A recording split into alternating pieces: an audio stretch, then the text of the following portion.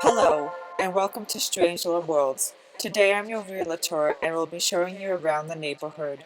We'll take a look at your potential new neighbors and give a little explanation about each of them so that you can make the proper decision on where you'd like to buy property.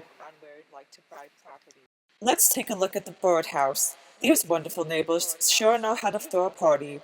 They also have a scenic view of the river, and inside the house is a long table in which all the gatherings happen. These birds have a wonderful, long list of guests in which you will be privy to meet when it's your turn to be invited to their house.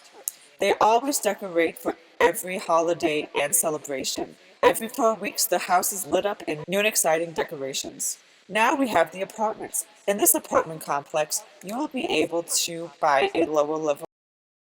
On the top floor is a wonderful family who plays the violin. You have the elderly couple next door who always are chattering. Then downstairs you can catch a game of backgammon with your next door neighbors. This would be your apartment unit, in which you can have a lovely home under the violin players.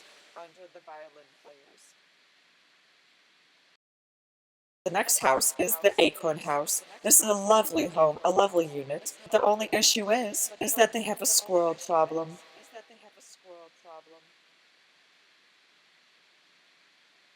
Next, we have this dark alley two-building complex. It's a beautiful place right out of a 1920s film. Now, this house is an interesting neighbor, and if you look inside, you can see the many footsteps of a spiraling neighbor.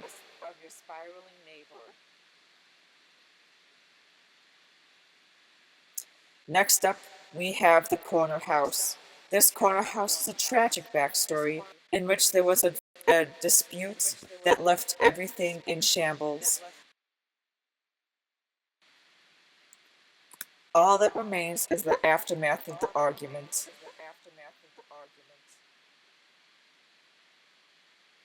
Moving right along, we have the scientist's home. This mad scientist loves to experiment on all things. He has two assistants which help him with his most unusual experiments. Next door to that is the lady who has too many things. This lady always has her line of adoring fans. The adoring fans leave her many items that just get stuffed in the house. And one day, she became so overwhelmed that we haven't seen her since.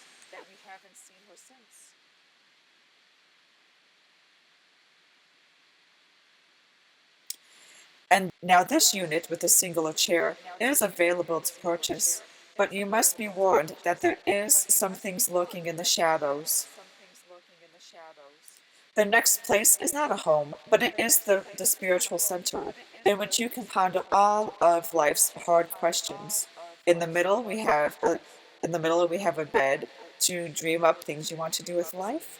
And at the other end is a contemplative chair in which you can think about what you might want to do with your one singular life.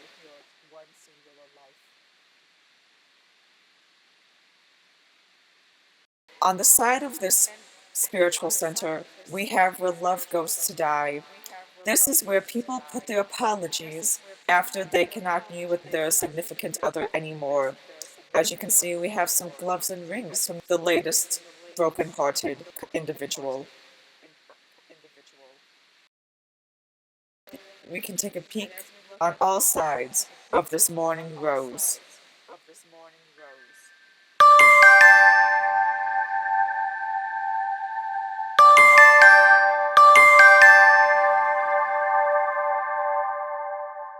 Now this concludes the main area of the strange little worlds. One side, we do have the clock tower, and in this clock tower lives the clock keeper, who is always scribbling letters, but he's always occupied when he's not looking at the clock.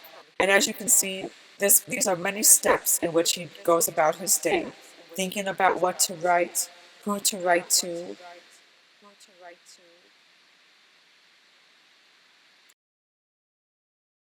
drafting all of the messages on his wall.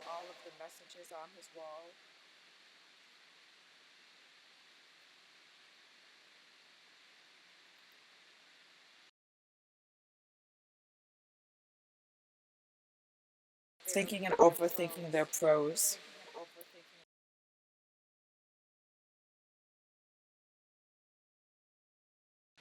And eventually, these letters stack up, never to be sent.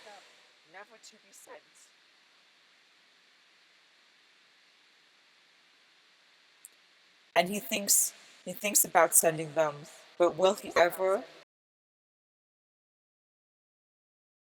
Who's to say? Who's to say?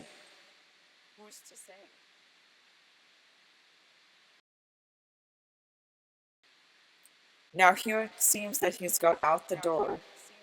Oh, maybe not. The door's just ajar. Where could the man be? Ah, in his attic of letters. Hopefully one day he would send them off.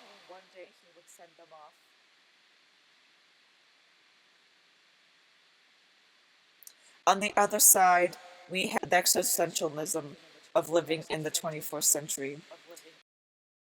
Here we have a person on their laptop, another person on their phone while their friend sleeps.